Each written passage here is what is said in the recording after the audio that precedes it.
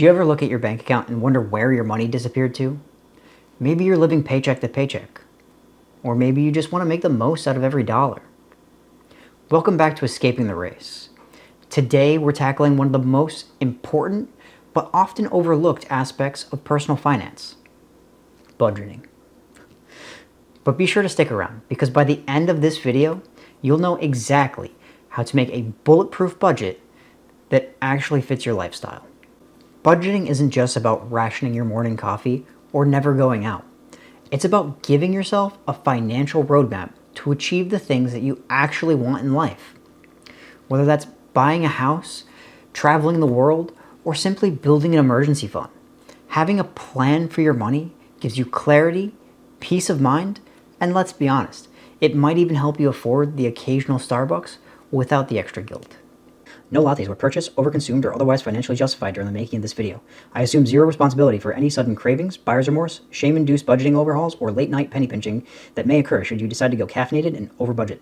Side effects of overpriced latte consumption may include wallet emptiness, fleeting caffeine-fueled euphoria, and unexpected pangs of financial guilt. Consult a money-savvy friend if these symptoms persist. Let's strip it down to its basics. At its core, a budget is a simple equation. Money in minus money out equals your leftover. Money in is your income. This could include things such as your salary, your side hustle earnings, or any other source. Money out is your expenses: rent, groceries, Netflix, impulse 3 a.m. Amazon purchases, you name it. Keep in mind that budgeting is like telling your money where to go, so that you're not left wondering where it went. Because let's face it, we've all had that moment where we check our bank balance and think, wait, who stole my money? It was probably you, buying random stuff that you didn't plan for. The first step is awareness. If you don't know where your money is going every month, you can't control it. For 1 month, track every single expense. Put them into categories: rent, utilities, food, transportation, fun stuff, whatever makes sense for your lifestyle. To do this, you can use apps such as Mint or even a simple spreadsheet like I do. The point is to get it all in front of you in black and white. Once you know where the leaks are, you can then start patching them. Now that you know exactly where your money is going, let's look at one of the most popular budgeting methods out there: the 50-30-20 rule.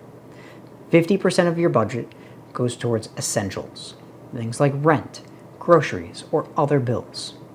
30% of your budget goes towards discretionary spending. This is things like entertainment or dining out. While 20% of your budget goes towards savings, investments, or paying down debt. Now, this rule isn't set in stone. Depending on where you live or work, your essentials may be more than 50% of your budget. And that's okay. The main goal is to have a target and adjust your budget from there. The budget needs to fit your actual lifestyle, not the other way around. However, if your essentials are more than 50%, that should come out of your discretionary spending budget percentage. So if you're looking at your monthly grocery bill and you realize that you spent $500 on premium organic kale smoothies, hey, that's cool, if that's your priority.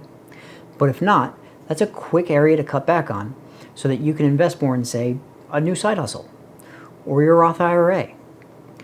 Every decision that you make has an opportunity cost. The budget just makes that crystal clear. Once you have a sense of where your money's going, you can then set up systems to ensure that the important stuff gets funded first. This is where automation becomes your best friend. Have a portion of your paycheck automatically deposited into high-yield savings accounts or investment accounts.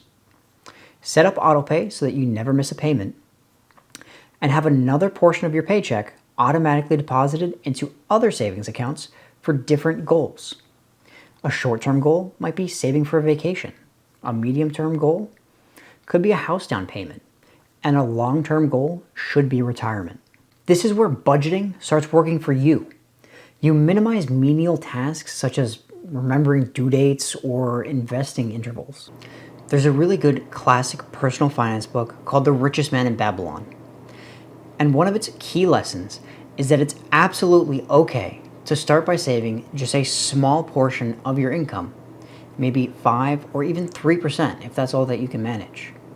The crucial part is getting into the habit of paying yourself first. Then, as your earnings start to climb, instead of rushing out to upgrade your lifestyle with a new car or fancy apartment, simply increase the percentage that you save or invest. This will keep your financial momentum growing, and you won't slip into the dangerous cycle of lifestyle inflation. Also, don't forget to set aside money for an emergency fund. Life happens. Cars break down, medical bills, surprise expenses. Having even a small emergency fund can prevent you from derailing your entire budget. I recommend doing a monthly check-in. Set aside just an hour, make it a little event with snacks and drinks, and just look at what you're spending. See if any category went off the rails and adjust accordingly.